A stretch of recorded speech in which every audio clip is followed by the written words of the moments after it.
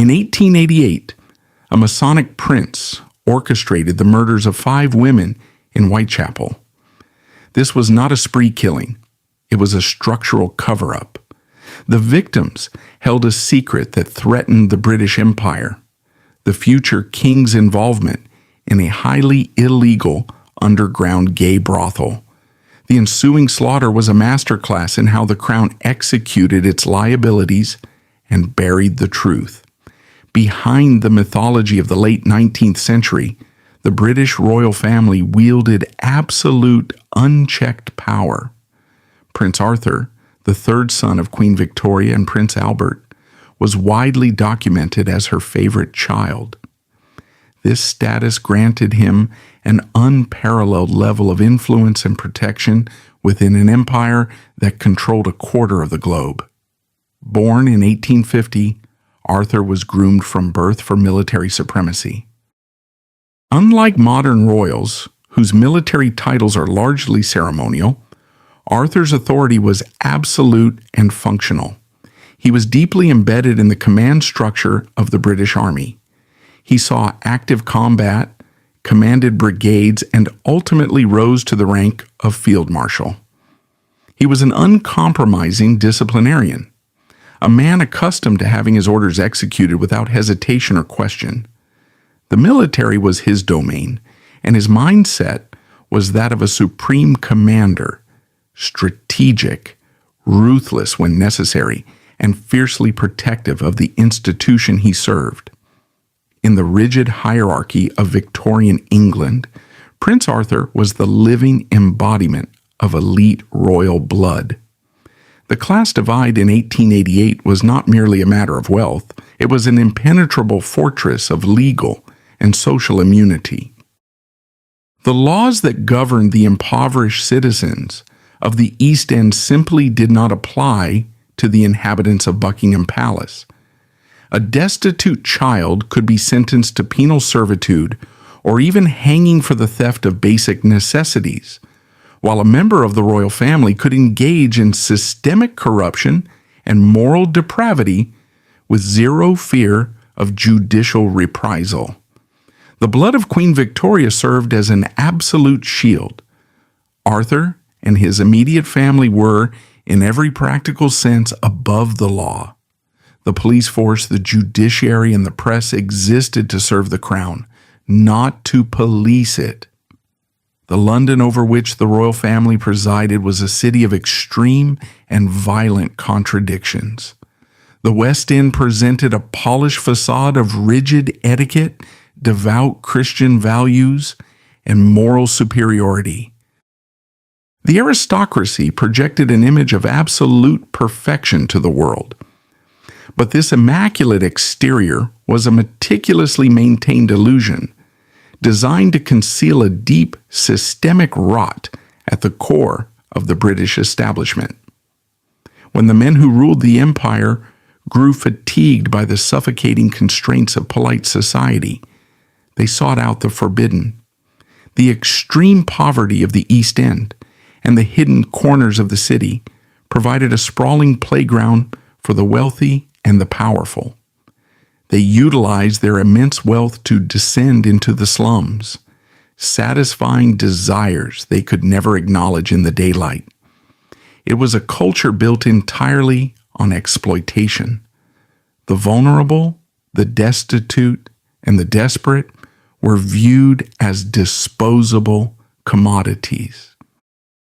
The highest echelons of society routinely asserted their absolute dominance over the lowest, purchasing silence and compliance with the loose change in their pockets. This stark division created 2 entirely separate worlds within one city. In one world, a reputation could be ruined by a misplaced word at a formal dinner. In the other, human life held no intrinsic value. The aristocracy moved freely between these 2 worlds, protected by a wall of silence, enforced by money, intimidation, and the implicit threat of total ruin for anyone who dared to speak out. The royal family and their inner circle were the primary beneficiaries of this system. They believed their birthright entitled them to consume whatever and whoever they desired. It is within this context of unchecked power and extreme exploitation that the true motive for the Whitechapel murders begins to materialize. The serial killer narrative fails to account for the surgical precision of the institutional cover-up that followed. A random murderer does not command the silence of the entire Metropolitan Police Force. A random murderer does not possess the influence to have official records sealed, altered, or destroyed. The sheer scale of the obstruction of justice in 1888 indicates that the entity protecting the killer was vastly more powerful than the killer himself. Prince Arthur's position at the intersection of military command, royal privilege, and vast underground networks placed him in the exact center of this crisis. He was a man deeply invested in maintaining the pristine image of the monarchy at all costs. The survival of the crown superseded all other considerations, including human life and the rule of law. If a threat to the throne emerged from the squalor of the East End, it would be treated not as a criminal matter, but as an issue of national security. And in matters of national security, the empire did not arrest its enemies. It eradicated them. The foundation for this unprecedented act of state-sanctioned violence was laid not in the alleys of Whitechapel, but behind the closed doors of a quiet, unassuming townhouse in the West End. The royal family's carefully constructed illusion of morality was about to collide with their darkest, most closely guarded secrets. The collision would require a containment strategy so brutal and so terrifying that it would scar the psyche of London forever. The facade of royal morality fractured behind the closed doors of number 19 Cleveland Street, a seemingly ordinary property in London's West End. Number 19 Cleveland Street was an unassuming terraced house. To the casual observer, it was entirely unremarkable, blending seamlessly into the affluent neighborhood. However, within the intelligence networks of the police and the whispers of the aristocracy, it was known as the most heavily guarded and exclusive underground brothel in Europe. It did not cater to standard vices. Cleveland Street was a specialized establishment serving the homosexual desires of Britain's most powerful men. The clientele of number 19 did not consist of ordinary citizens. It was a private gathering place frequented by members of the House of Lords, senior military officers, and influential politicians.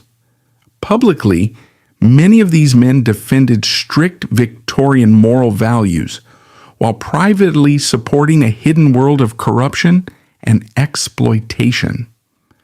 One of the main attractions of Cleveland Street was the unequal relationship between wealthy elites and vulnerable young working-class men, including telegraph boys, postal workers, and low-ranking soldiers living in poverty.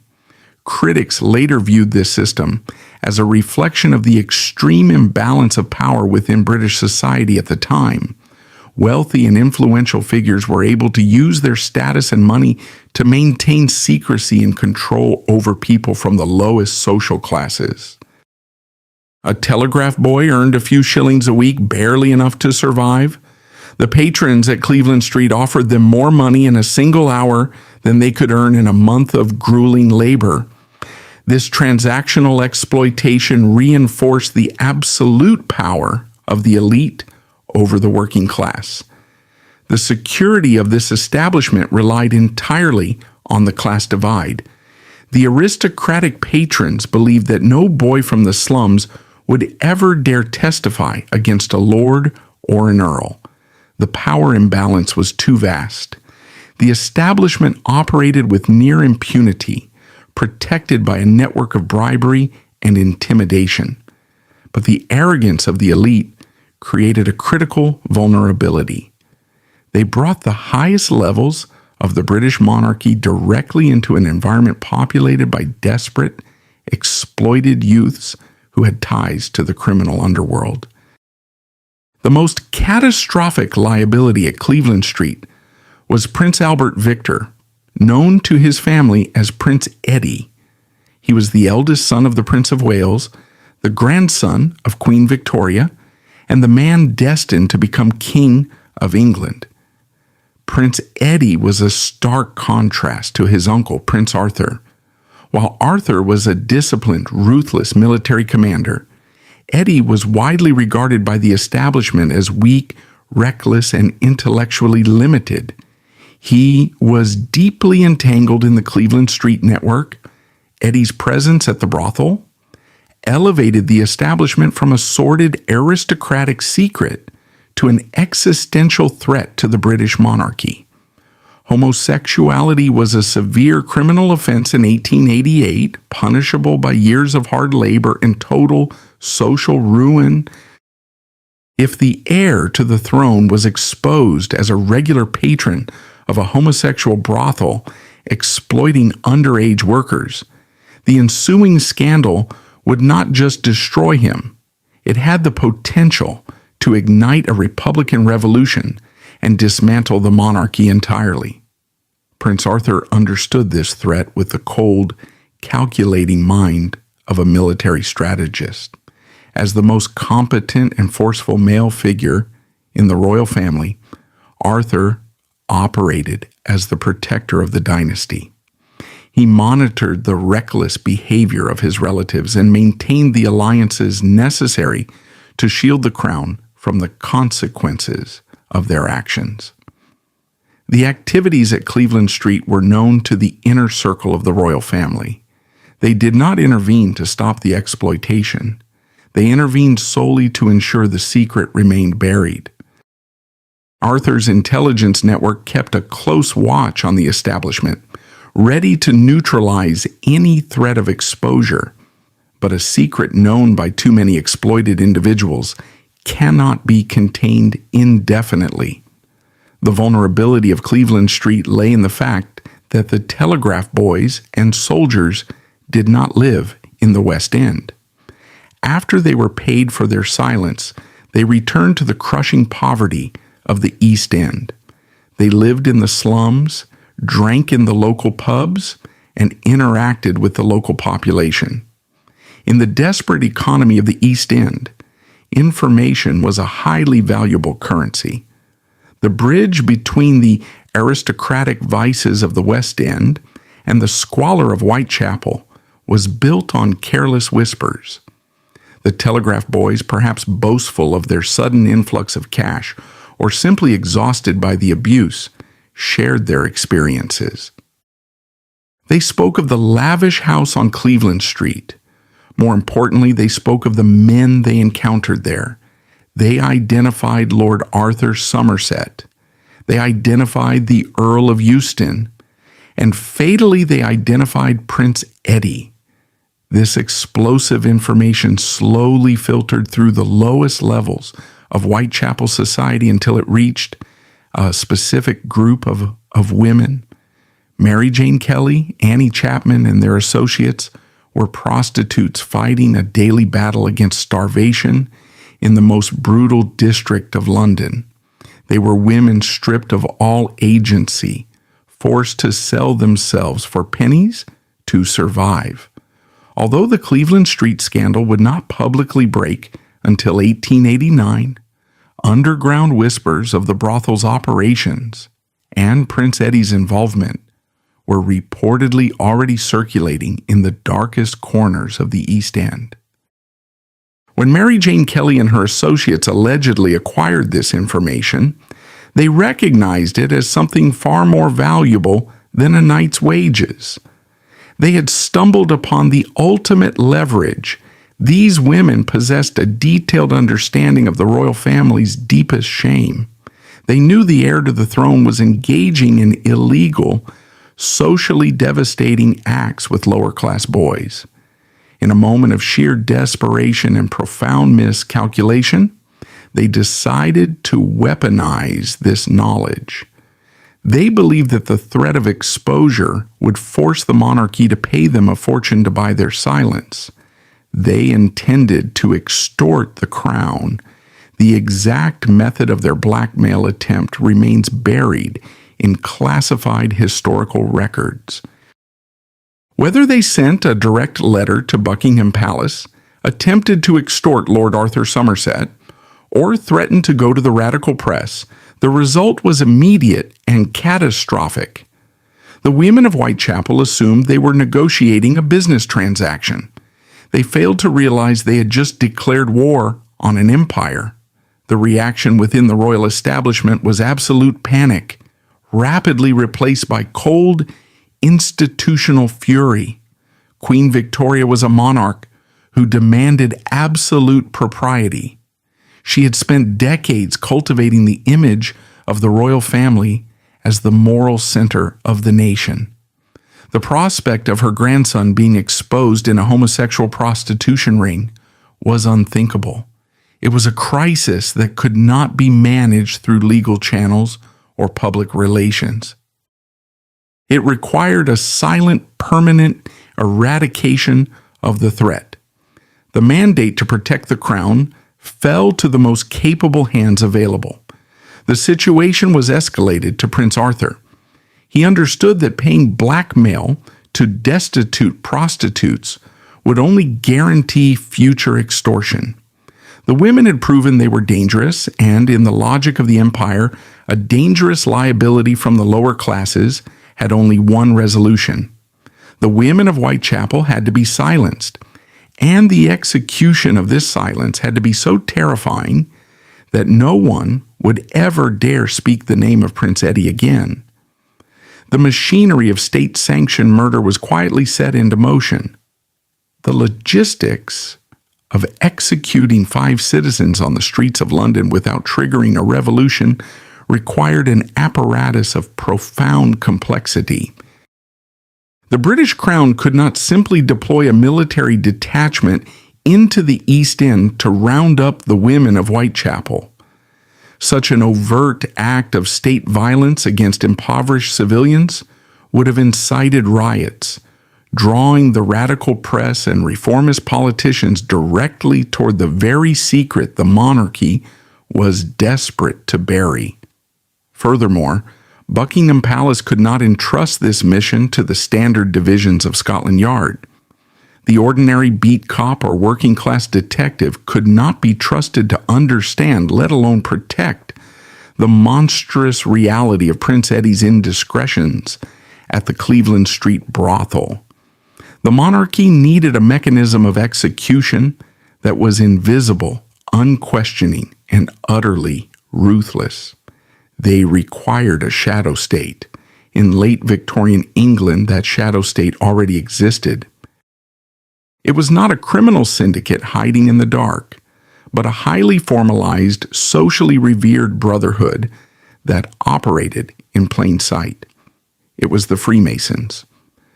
To the general public, the Freemasons appeared as a prestigious fraternal organization dedicated to charity, moral philosophy, and male bonding.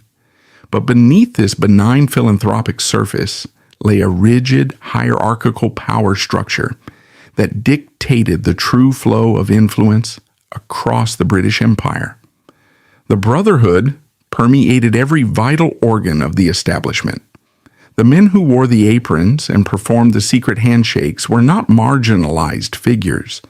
They were the architects of Victorian society. They were the chief magistrates who interpreted the law, the police commissioners who enforced it, the editors who controlled the newspapers, and the elite surgeons who dominated medical science. In this underground network, a man's loyalty to the crown and to his Masonic brothers completely superseded his duty to the public or his adherence to the law. A request from a Masonic superior was not a suggestion. It was an unbreakable mandate. At the apex of this hidden empire stood Prince Arthur. Although his official tenure as Grand Master of the Freemasons would not begin until 1901, Proponents argue his influence over the Brotherhood in 1888 was already absolute, making him the supreme architect of the operation. He understood that the vast network of lodges scattered across London provided the perfect, impenetrable shield for a covert operation. If the police, the coroners, and the judges were all bound by the same oath of silence, a series of targeted assassinations could be carried out in the most crowded slums of Europe without a single person ever being brought to justice. However, Arthur's decision to utilize the Masonic network was not merely a matter of convenience. It was a matter of ideology. To the men who ruled the empire, the destitute prostitutes of Whitechapel were not simply criminals attempting extortion. By threatening the heir to the throne, these women had committed an act of supreme treason against the divine right of the royal bloodline. They were threatening to topple the natural order of the world. In Arthur's view, simple murder was insufficient. A quiet poisoning or a staged drowning in the River Thames would not send the necessary message to anyone else who might be holding on to secrets from the Cleveland Street brothel. The punishment had to be a spectacle. It had to be a terrifying, unmistakable declaration of absolute power, written in a language that the initiated would immediately recognize and the uninitiated would fear to their very core. To achieve this, Arthur reached back into the ancient blood-soaked traditions of the Brotherhood. When a man was initiated into the higher degrees of Freemasonry, he was required to swear a series of terrifying oaths. He was blindfolded. A noose known as a cable tow was placed around his neck, and a blade was pressed against his bare chest. He was forced to vow absolute secrecy regarding the inner workings of the lodge.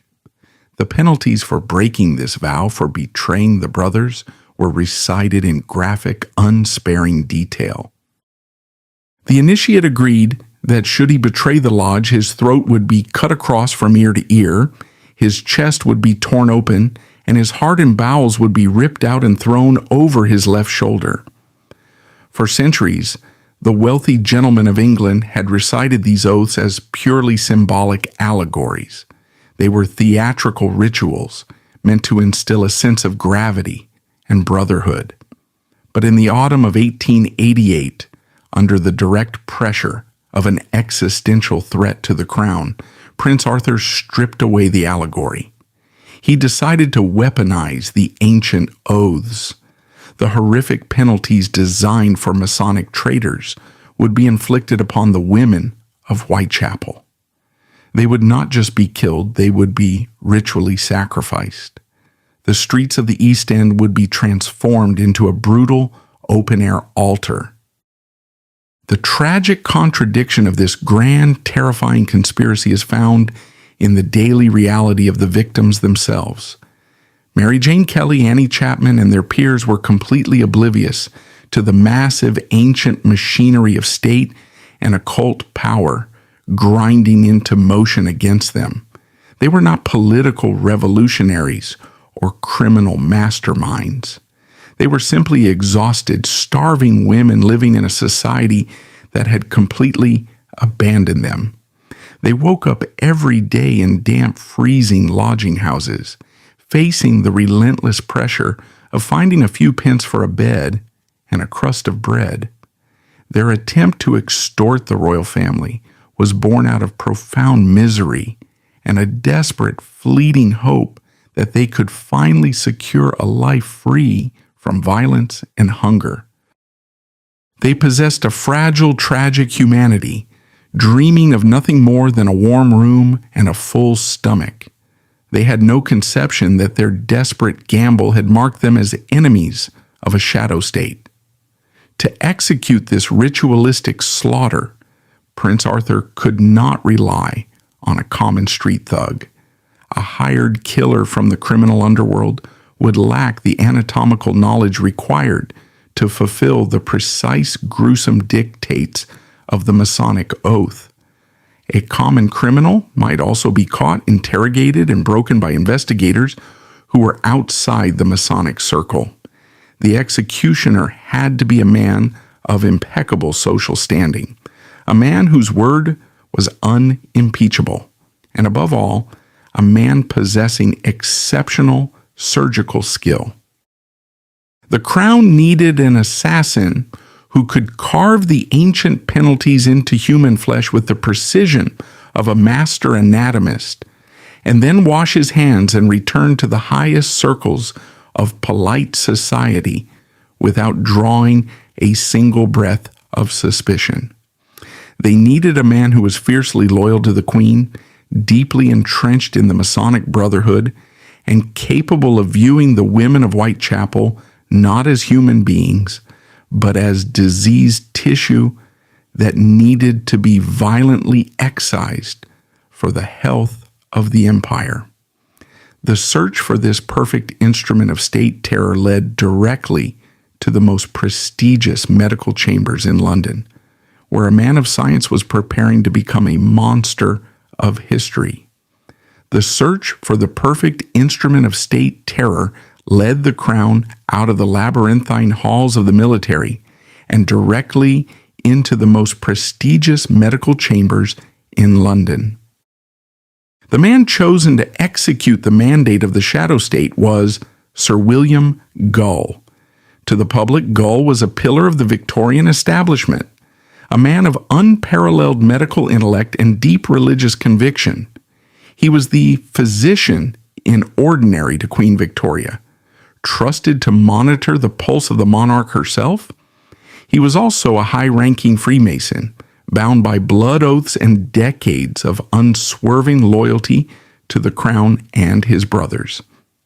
Gull, an aging and highly educated aristocrat, viewed his terrible assignment not as a series of murders, but as a necessary surgical intervention. This stark contrast between his public dignity and his nocturnal brutality is what makes this narrative so uniquely disturbing. The women of Whitechapel were a rot threatening the health of the empire. Gull was simply the surgeon dispatched to excise the diseased tissue. His supreme anatomical knowledge, honed over decades of medical practice and dissection, made him uniquely qualified to carve the ancient Masonic penalties into human flesh with terrifying precision. The logistics of these assassinations required an environment where Gull could operate without interruption. A man of his age and status could not simply tackle young women to the cobblestones and perform complex mutilations in the open street. This necessitated a crucial element of the operation, a royal carriage. Driven by an accomplice, a coachman named John Netley, this enclosed heavy carriage moved like a silent phantom through the fog-choked streets of the East End. The reality for women like Marianne Nichols and Annie Chapman was defined by crushing desperation. The autumn of 1888 was bitterly cold. These women were exhausted, shivering in the damp air, desperate for the few pence that would buy them a miserable bed in a crowded lodging house instead of sleeping upright against a brick wall. Their lives were a constant, grueling negotiation for basic survival, marked by brief moments of fleeting hope and overwhelming despair. When a luxurious carriage pulled up beside them in the gloom, and a distinguished, soft-spoken gentleman offered them money to step inside, they did not see a monster. They saw salvation. They saw a brief reprieve from the biting cold, a rare moment of comfort on plush velvet seats, and the promise of a warm meal. It is a profoundly heartbreaking reality that their final moments of hope were weaponized against them. The moment the carriage door clicked shut, the trap was sprung. The sanctuary transformed instantly into a mobile slaughterhouse. Inside the soundproofed walls of the coach, Gull could execute the women with clinical efficiency while the carriage rolled smoothly through the crowded streets. completely undetected by the heavy police patrols just inches away on the other side of the wooden panels. Once the gruesome work was finished, the bodies were unceremoniously dumped in dark, secluded corners, like Mitre Square and Hanbury Street, staged to look like the work of a frenzied madman. But when we look closely at the coroner's reports and the autopsy files, the illusion of a frenzied madman completely falls apart. The violence inflicted on these women was not chaotic. It was deeply, horrifyingly organized. The mutilations were a deliberate physical manifestation of the Masonic oath. In every canonical case, the victim's throat was slashed deeply from left to right, severing the arteries and often cutting down to the very vertebrae of the spine. This was the exact penalty prescribed for an entered apprentice who betrayed the lodge. The abdomens were ripped open and the intestines were drawn out and placed over the shoulders, the precise punishment outlined for a fellow craft mason. The hearts were extracted and in some cases completely removed from the crime scene, mirroring the ultimate penalty of a master mason. The climax of this ritualistic terror occurred in the cramped, squalid room of Mary Jane Kelly at Miller's Court. Because she was murdered indoors, shielded from the risk of a passing police patrol, Gohl finally had the time to complete the ritual in its absolute, unhurried entirety. The arrangement of her remains was not the chaotic aftermath of a frenzy, but a grotesque tableau, a deliberate message constructed of human anatomy. It was an unmistakable warning to anyone who knew the secrets of the Cleveland Street brothel. This is the fate that awaits those who threaten the throne. The most damning piece of evidence, the undeniable signature of the architect behind these crimes, was not found on a body, but on a brick wall. On the night of the double event, after the murders of Elizabeth Stride and Catherine Eddowes, a piece of Eddowes' blood-soaked apron was discovered in a dark archway in Goulston Street. It had been used by the killer to wipe the blood from his hands and his blade. Directly above this discarded piece of cloth, written in fresh white chalk on the black brick, was a cryptic, chilling message. It read, "The Jews are the men that will not be blamed for nothing." To the ordinary police constable, the word Jews appeared to be an illiterate misspelling of Jews, perhaps a crude attempt by the killer to shift the blame onto the local immigrant population.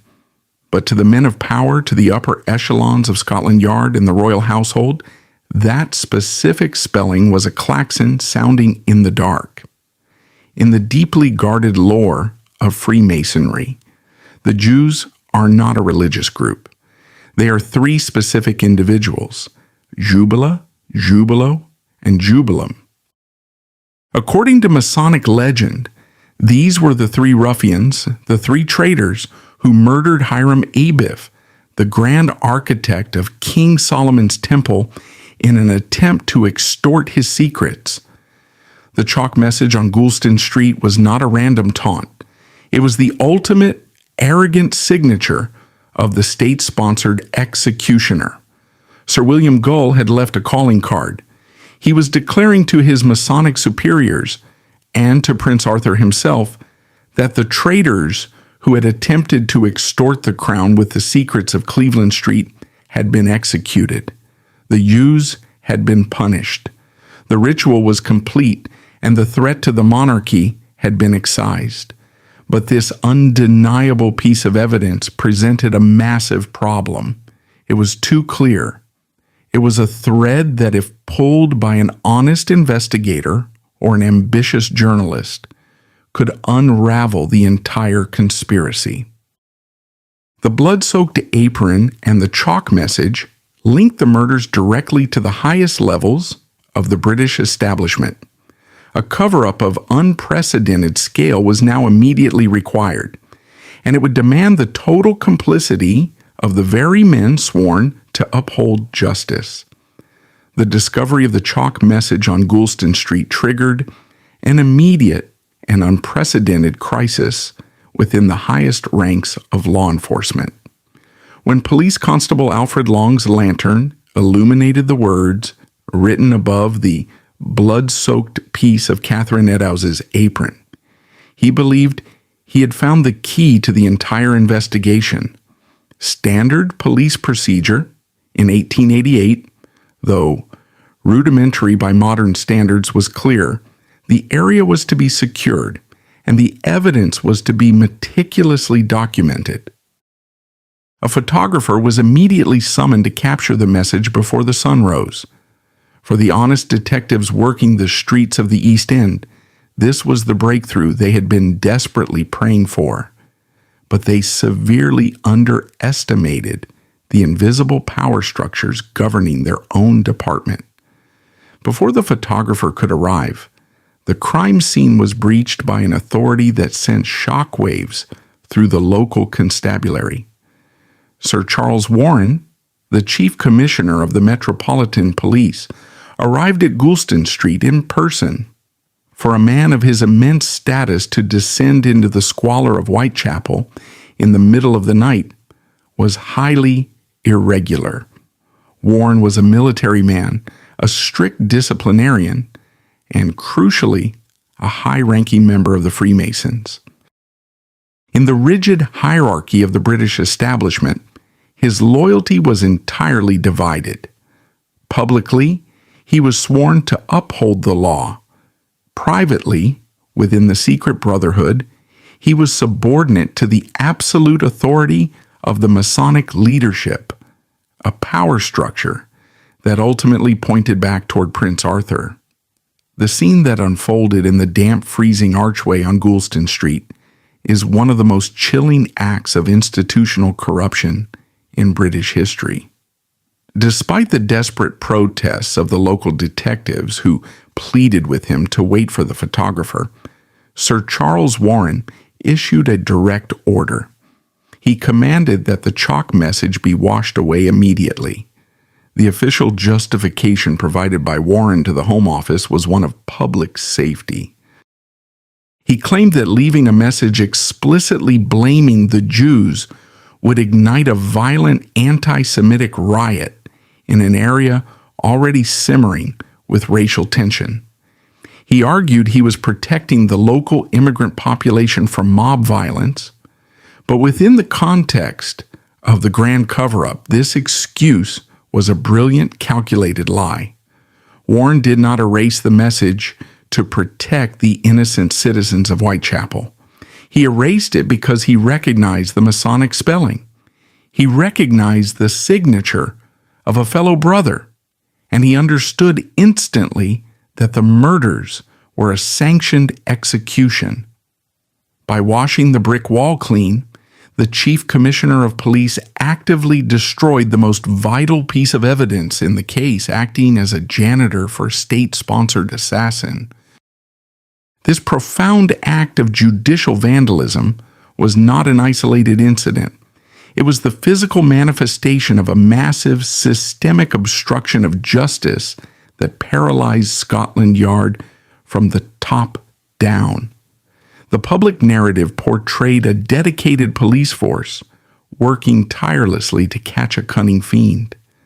The reality was a department deeply compromised, where honest working-class detectives were intentionally misdirected by their own superiors.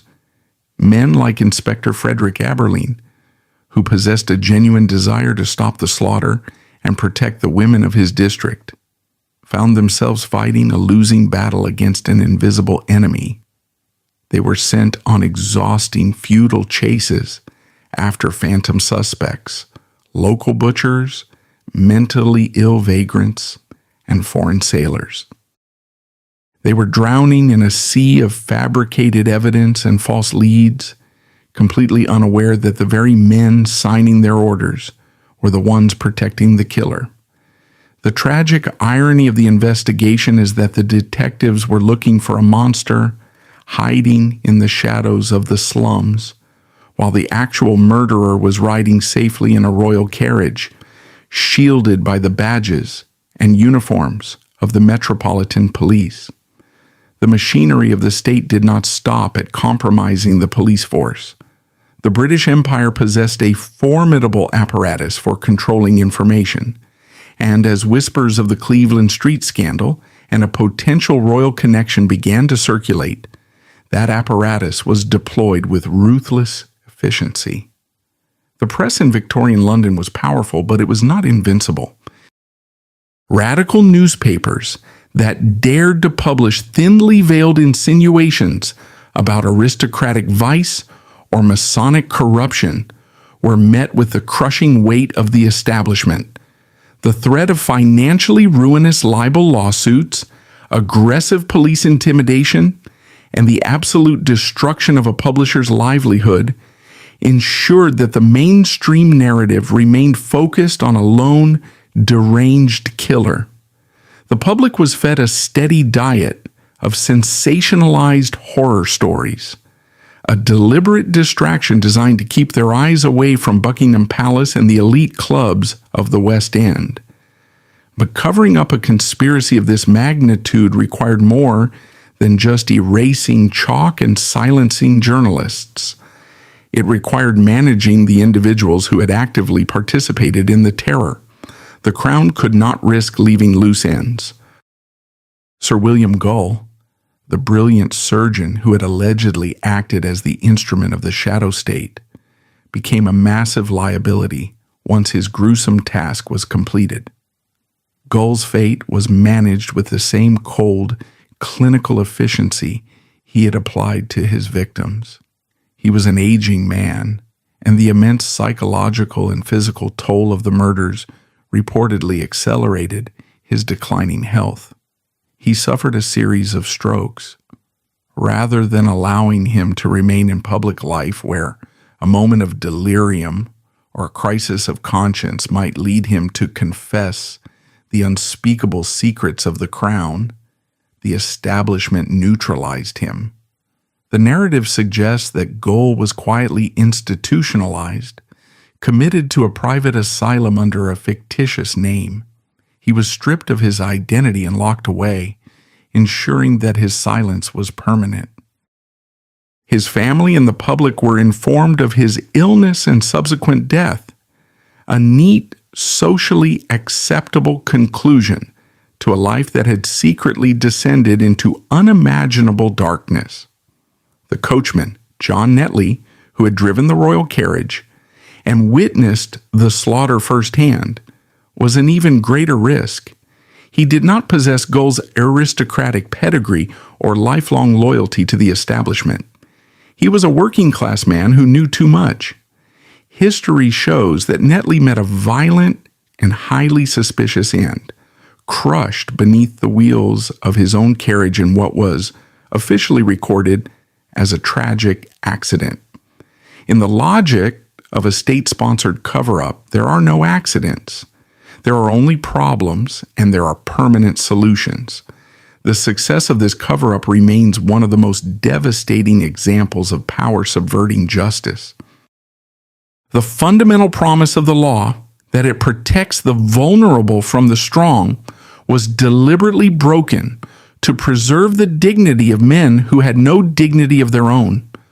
5 impoverished women were slaughtered for the sins of the wealthiest men in the empire, and the institutions designed to seek justice actively worked to bury the truth. The dark streets of Whitechapel absorbed the blood, but the moral rot remained firmly entrenched in the polished halls of the British establishment, protected by a wall of silence that would stand for generations. The immediate crisis of 1888 eventually faded from the front pages, replaced by new political scandals and the relentless expansion of the British Empire. The physical evidence had been washed from the brick walls of Goulston Street, the key witnesses were permanently silenced, and the police files were meticulously sanitized and locked away in the archives. But the most profound tragedy of the Whitechapel murders is not found in the cold, unsolved nature of the case files. It is found in the chilling, entirely unbothered trajectory of the men who allegedly orchestrated the slaughter. While the victims were buried in unmarked paupers' graves, quickly forgotten by the society that had failed them, the architects of their destruction ascended to even greater heights of wealth, power, and historical reverence. The ultimate injustice of this era is reflected in the life of Prince Arthur in the decades following the Autumn of Terror. His existence was a masterclass in untouchable privilege. He did not face a tribunal. He was never subjected to the humiliating, brutal interrogations that Scotland Yard routinely forced upon the working-class residents of the East End.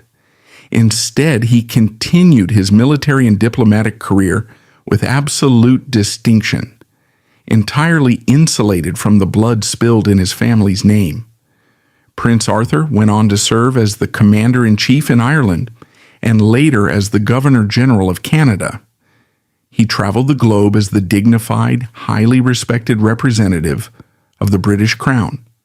He lived surrounded by opulent wealth, protected by armies, and celebrated by politicians. When he officially assumed the public title of Grand Master of the United Grand Lodge of England in 1901, he was lauded for his philanthropic leadership. He died peacefully in 1942 at the age of 91. His legacy was cemented in monuments, street names, and official biographies that painted him as a paragon of Victorian virtue. The stark, sickening contrast between his peaceful passing in a royal estate and the agonizing, terrified final moments of the women in Whitechapel is the ultimate indictment of a deeply fractured society. Yet to distinguish between established fact and compelling legend, the rigid boundaries of this narrative must be confronted. Mainstream historians and dedicated researchers of the Whitechapel murders heavily contest the Royal Masonic conspiracy, which was most famously popularized by author Stephen Knight in the 1970s. Academic critics point to severe logistical and chronological flaws in the theory. They argue that Sir William Gull was simply too old and too frail in 1888 to carry out the physical demands of the murders. At 71 years of age, having recently suffered a minor stroke, it is highly debated whether Gull possessed the strength to subdue struggling women and perform rapid, complex mutilations in near total darkness.